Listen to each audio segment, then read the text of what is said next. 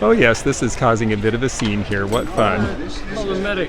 There's really not a good way to hold a mannequin. Probably ought to set this down and...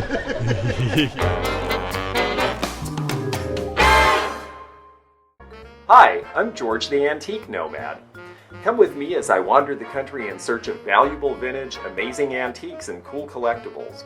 We'll buy, sell, and trade at antique malls, shops, and shows, estate sales, flea markets, thrift stores, anywhere people go to find really interesting things that just aren't made anymore. So come on, let's go! Okay, so we're actually at the show and we're set up and ready to go. In fact, we had our opening day yesterday. It's the last show of the season for me at West Palm Beach, and a lot of the other northern dealers leave after this too. So let's take a look and see what's here. There are some different people than last time, so we're going to see some fresh stock. And just for starters, because you could see it behind me, I want to show my friend Walter's booth. He's got some really fun modernist art, and I think this piece is really great. It's Bjorn Winblad. Winblad. Oh, of course, yes. It looks just like his stuff. It's really... His ceramics. Yeah. The bases there. Yeah, because he produced for, gosh, how many ceramic firms? I know Rosenthal. Rosenthal. Yep, that's it. Cool. Now, lest you think Palm Beach and the Florida market are all about expensive modernist things, here is a dealer who has a very nice selection of crockery bowls and pieces from the Midwest. This is McCoy, the parrot pitcher, and it's from about 1940. They have it priced around $50. See the opalescence in this reamer? This is likely to be by the Fry Glass Company out of New York. When you see this opalescent, I believe it was called Faux Val ware. There was one other company that made similar, but it has that opalescence, which makes it a little more special, and Faux Val glass is very collectible now. And here's an unusual color in enamel where you've got this bright blue spattering, and it's called chrysalis pattern. That's priced at $45. That actually seems pretty good to me. And of course jadeite and the delft blue. Some more enamelware here. The mammy sheet that you would write your grocery list on is priced at $79. And there's also a neat stick frame here. We see a lot of people who collect these frames, and this particular one is carved leaves attached to sticks, and it's got a nice litho print in it from about 1900. I had to show you this because it's folk art, it's repurposing, it is a really interesting piece.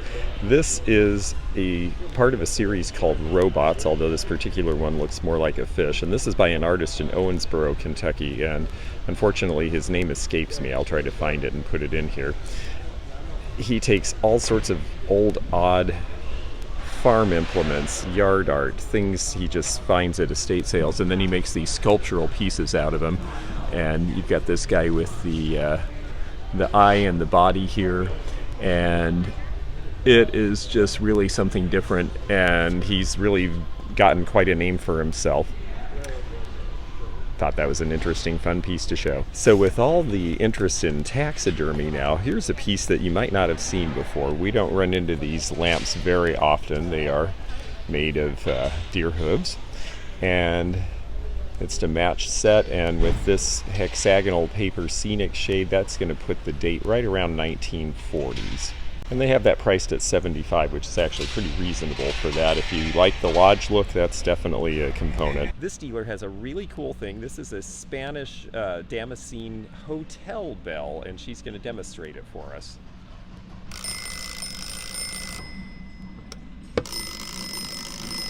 So it must be a wind-up in there.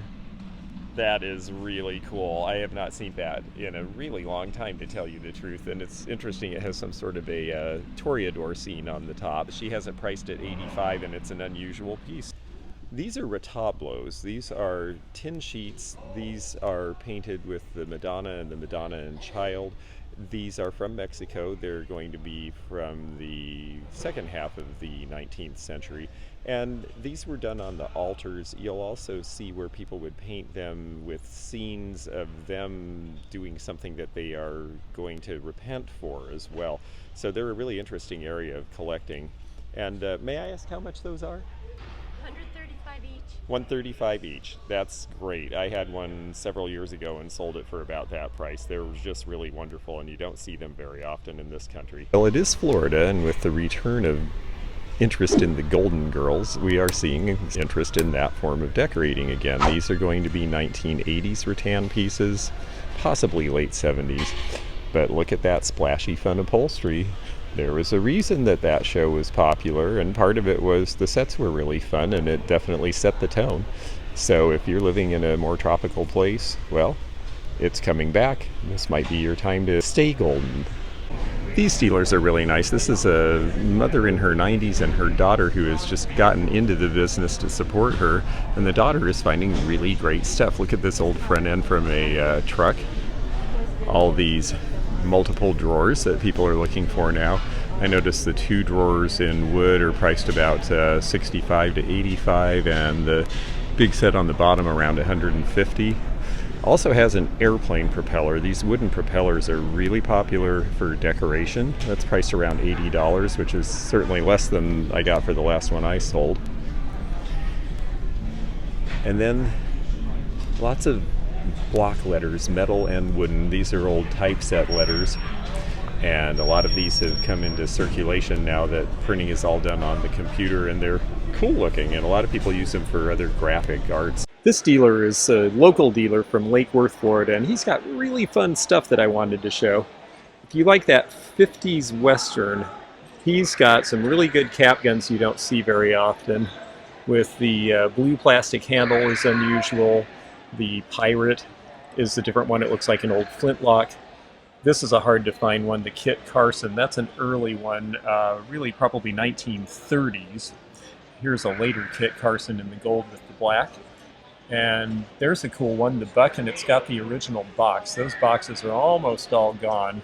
The one on the left, the Cowboy King, has the original box too, and that makes them a lot more valuable. So he's got prices between $50 and $125, and those are the right prices for the harder to find pieces. He's also got a really good selection of just fun things. These are all handkerchiefs, and they're all children oriented. So you've got Mickey Mouse, you've got Shirley Temple, in the middle you've got Mary Mary Quite Contrary, the 3 Little Pigs, a set for Easter up here. Since we're getting close to Easter, let me take that out where you can see the graphics, because it's got that cute bunny rabbit on it. And then he's got some cool old toys. He's got the old nursing kit with everything in it. Here's another one, the Pony Boy set. This is going to be out of the late 60s or early 70s, but it's almost always disintegrated. These plastic pieces didn't hold up like the old metal ones did, and these sets were opened and pieces lost, so to get all of that together is pretty great. And then we get into the Munsters, and he's got the early magazines from when it was on television and they did the comic books. And here's a whole row of them, and you've got Lily and Herman, and you've got Grandpa and Eddie, who is still living off of that stardom at this point. I think he's in his late 50s or early 60s, and he's still making appearances to this day. And then, of course, Star Wars. Here are early Star Wars. You've got the #1 Star Wars comic. This is priced at $95. I was mentioning earlier, look for low numbers. This is #1. You've got #2 here. The earlier ones are going to be scarcer because people don't always know they've come out, and then it catches on. So there's the first 3 Star Wars. Also has the 1970s version of the linen sets. There were a lot of linen sets in the late 70s, Peanuts, Snoopy, all sorts of stuff. So these are cool baseball player figures. The ones on the top are Heartland, which is a plastic company that also made horses that you've seen out there. And then down at the bottom, this is a great set, L.L. Ritgers.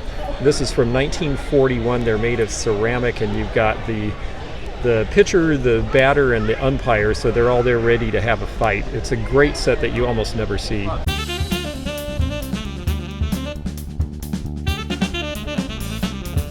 She has so many great varieties. Look at these neon ones. Those are definitely evocative of an era. These are original Laybirds from the 50s. Oh, those are wonderful. Lady Gaga should wear these. Absolutely. Oh my gosh. Wow, those are fabulous. Look at all the rhinestones. And those oval New old lenses. stock, never worn, Wow. never seen daylight. Fantastic. Yeah, it's just such a great selection. And you'll notice that a lot of them have the lenses out. That's because you can actually have your own prescription put in old glasses. So don't be afraid to buy old frames, because you actually will be able to use them. And here's some really cool ones, the 70s era in here.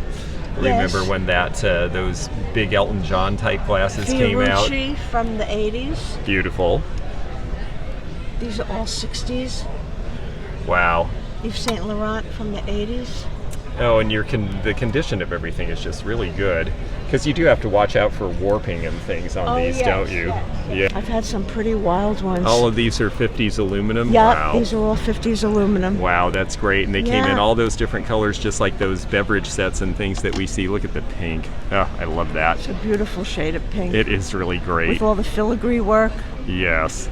How fun. Thank you very much. Thank you so much for looking. Oh, yeah. I appreciate it. And all my beetles and stuff. Oh, yes. Oh, and look at these with the candy stripes. It's sort of a plaid, actually, isn't Yes, it? yes. Wow. They are plaid. It's fabric inside.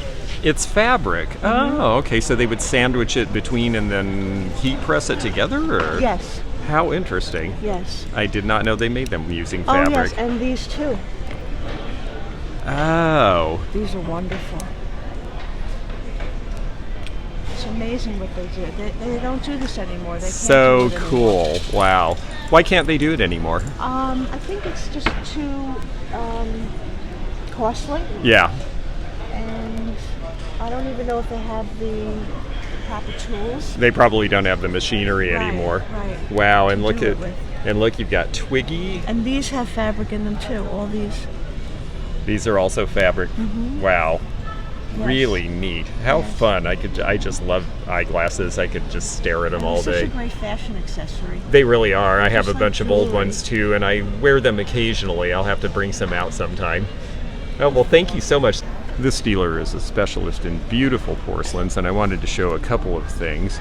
She has this wonderful icon with the cut brass work, and this lovely lady here, hand painted, as well as cute novelties, beautiful wall chargers and plates, a whole table full of Shelley china. That's a cool clock. Hey, Walter. Yeah, didn't mean to startle you, but this is a Howard Miller, isn't it? No. No. No. Who did this one? I don't know. Oh, I see. There's a logo, but I don't recognize it. Yeah. It's really cool having the visible movement, though. Did you have this in your house? Yeah, this was in the house in the TV room. And I just decided, okay, look at that. Did I clean it? No. Well, you know, that was the back end, right? Yeah. Walter has an amazing house with a great collection of modernism. Someday maybe I'll have the opportunity to show some of that. Definitely we see modernist furnishings in West Palm Beach, and this dealer has a really interesting selection that I thought would be fun to show. Lucite tables with glass tops. These are going to be 1970s and 80s pieces, but also the clocks with the etched design of the pheasant in the back. This is an unusual treatment on Lucite. We don't see a whole lot of carved pieces. The chairs here are a good designer whose name I will put in the ticker below so I don't get it wrong.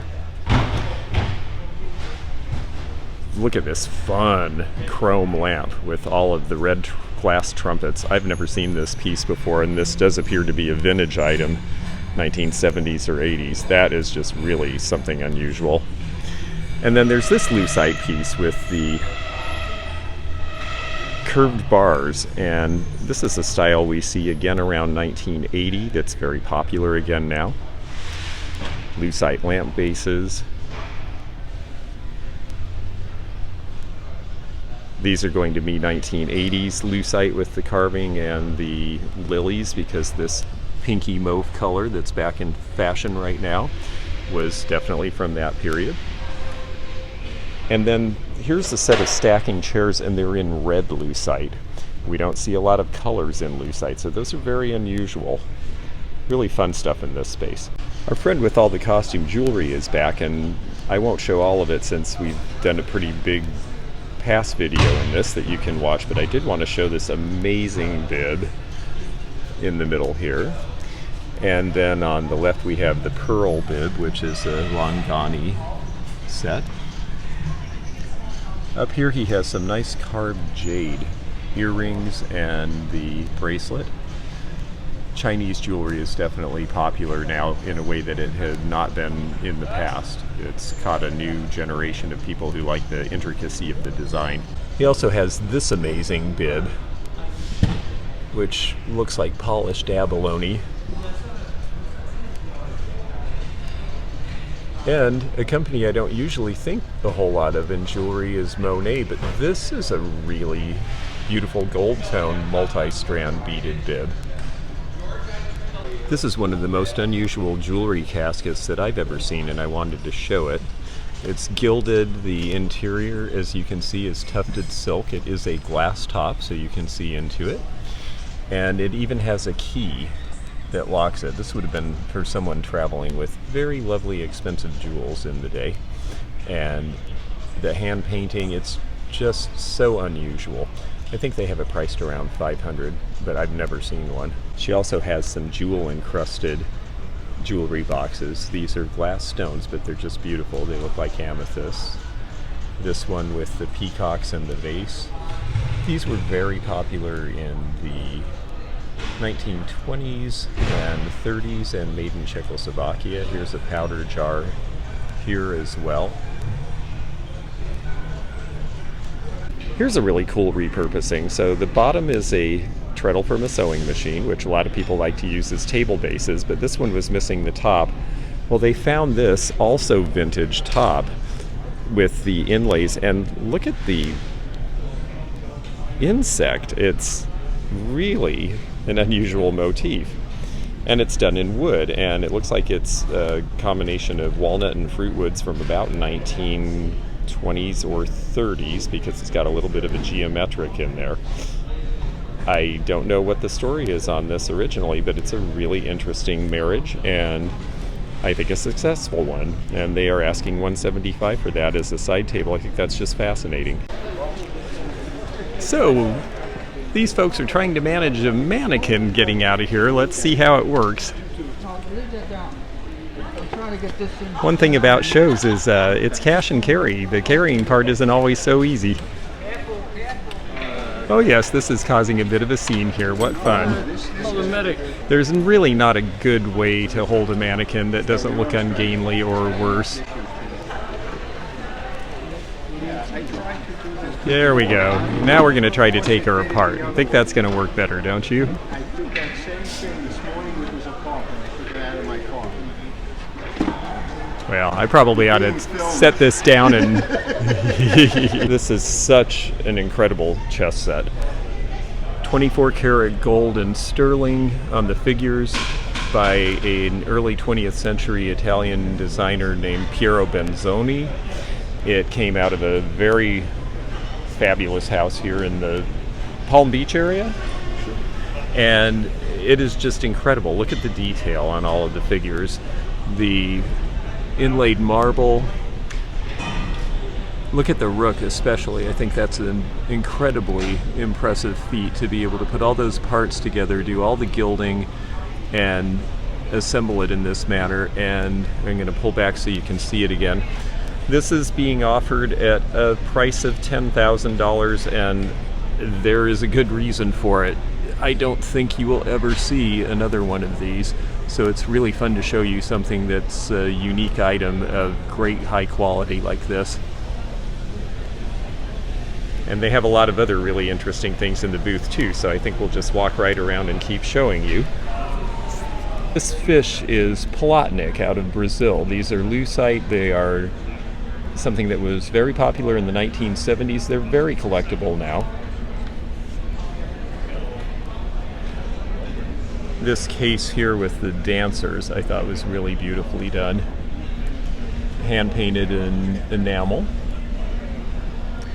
And this lovely lady here in the fur coat with the muff is pretty spectacular as well. We see these in Florida more than we see elsewhere, and they are very collectible. This is a Bakelite Mahjong set, and this one has 152 pieces. They vary in number of pieces, but there are a couple of different numbers that are the correct numbers depending on how you're playing the game. And with these, all of the chips are Bakelite as well as the holders for the chips. And that's what makes it interesting and collectible to people. And here is the original version.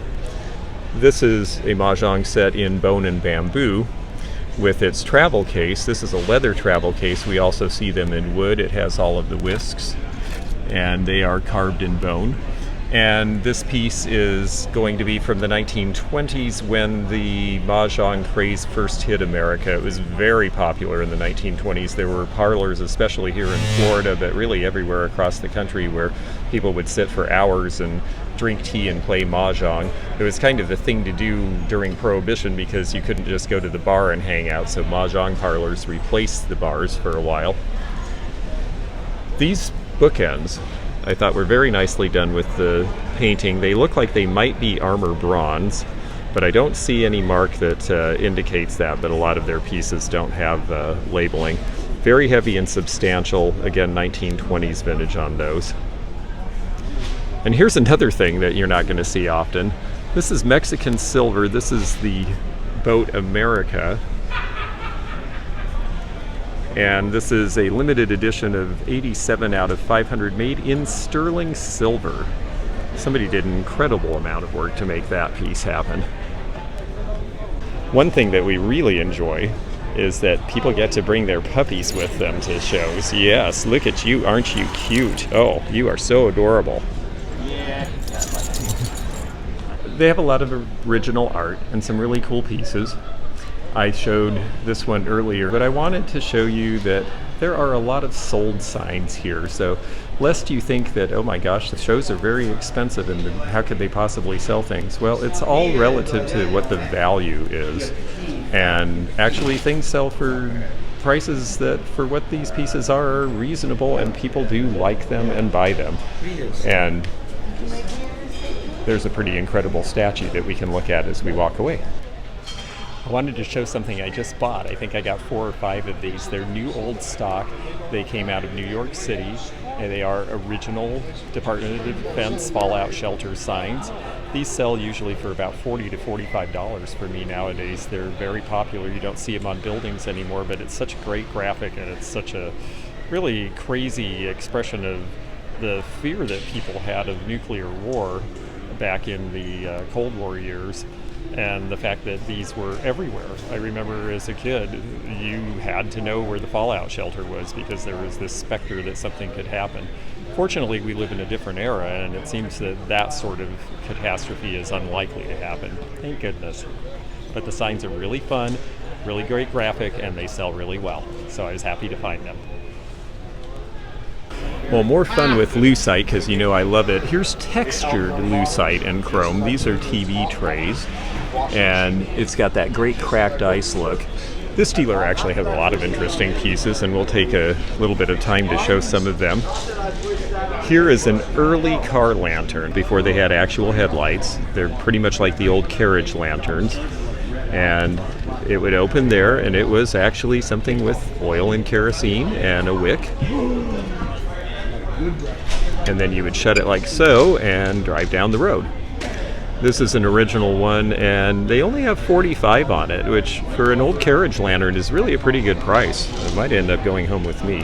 I know we have some Hager fans out there. I wanted to show this piece because these mottled glazes from the 1970s are something that was a little artier for them. And it is priced at 45, which is a pretty fair price for these.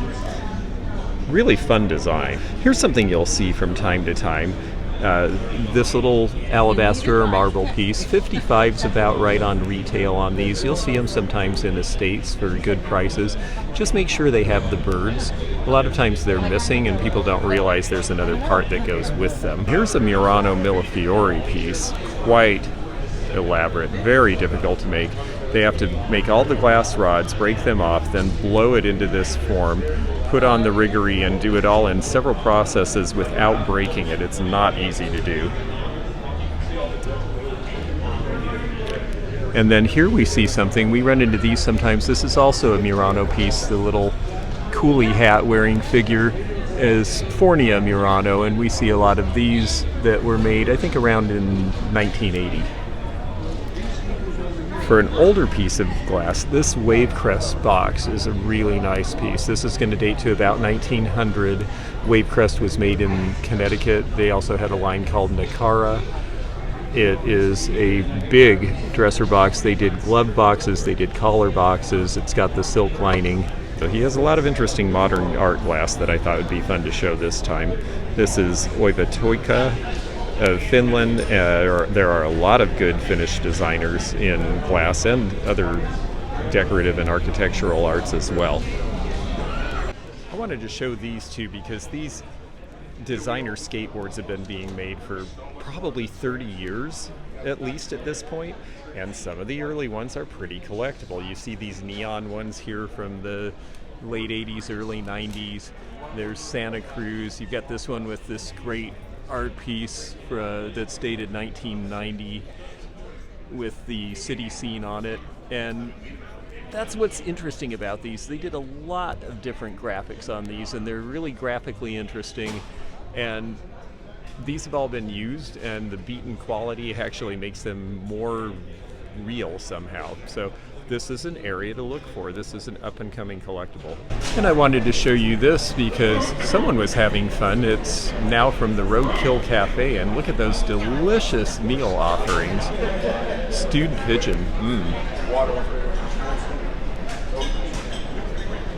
The actual sign is a 7-Up sign from the 70s, and it's pretty valuable, actually. These color TV signs used to hang in front of every appliance store and every motel back in the 60s and 70s.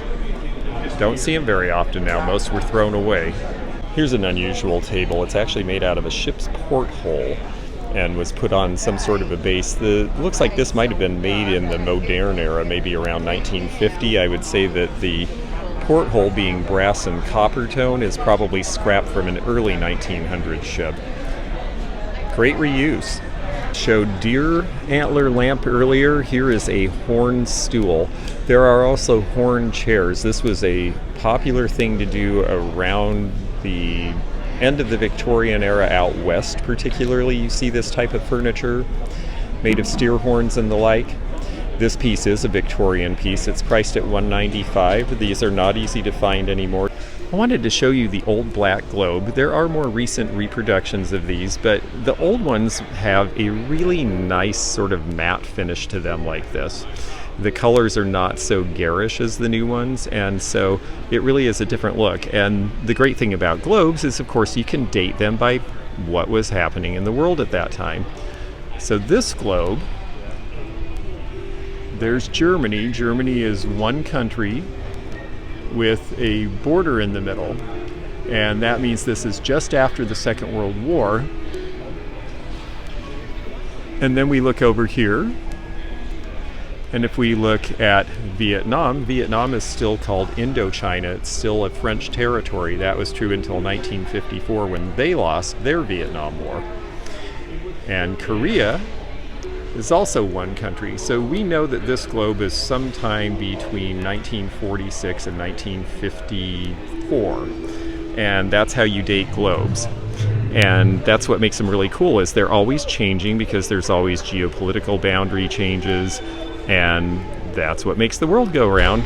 So there it is. So this is needlepoint, and it's really nice. I like the colors. Yeah. Do you know the era on this?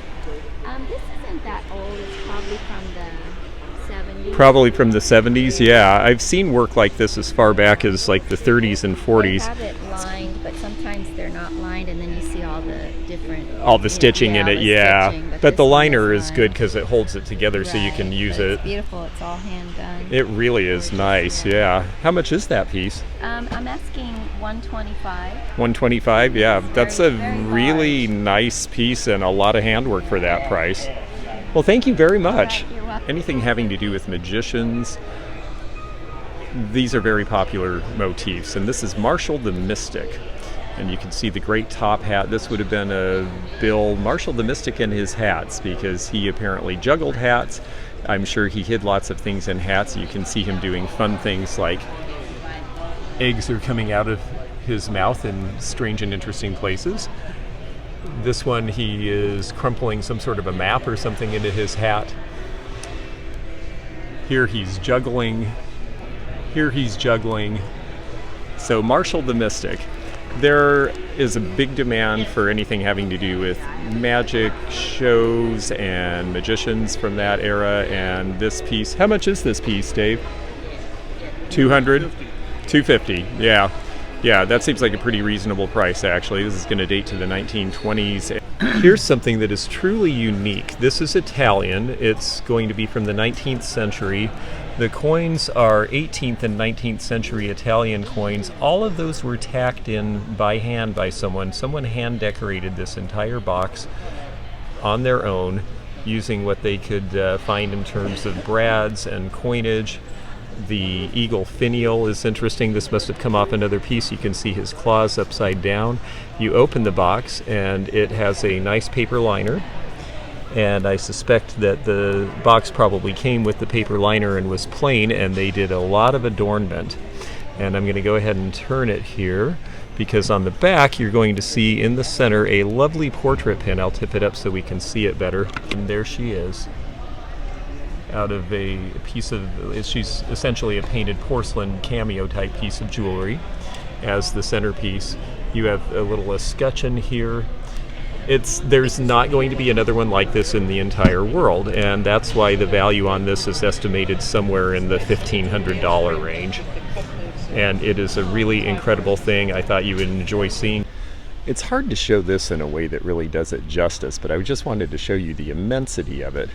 This is what a big paper dealer looks like at an antique show. Thousands and thousands of postcards, railroad stocks and bond certificates, which sell for about $3 or $4 each. This is going to be a release or a debenture from the 1820s done on parchment. Botanicals, prints, greeting cards, railroad timetables, trade cards, blotters, general ephemera, I mean, you name it. These are really fun booths to explore. They don't show so well on the video, but boy, you could spend a lot of time finding really cool images in here if you're a graphic artist, if you're a souvenir hunter, whatever your interest is. Somehow it was probably expressed in paper form at one point or another. Well, Paul Clay and I are staring at each other. It's actually a clay print.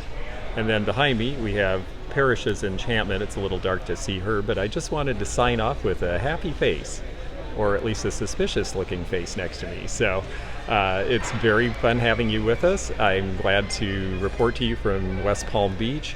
Please join me on Periscope, Twitter, Instagram, and Facebook.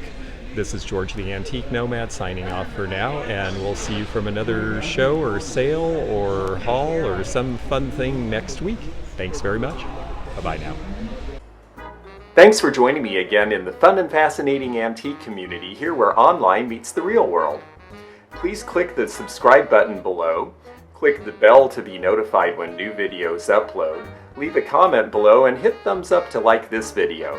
Links to our online social media daily posts and our items for sale are in the description. This is George at the Antique Nomad. Bye for now.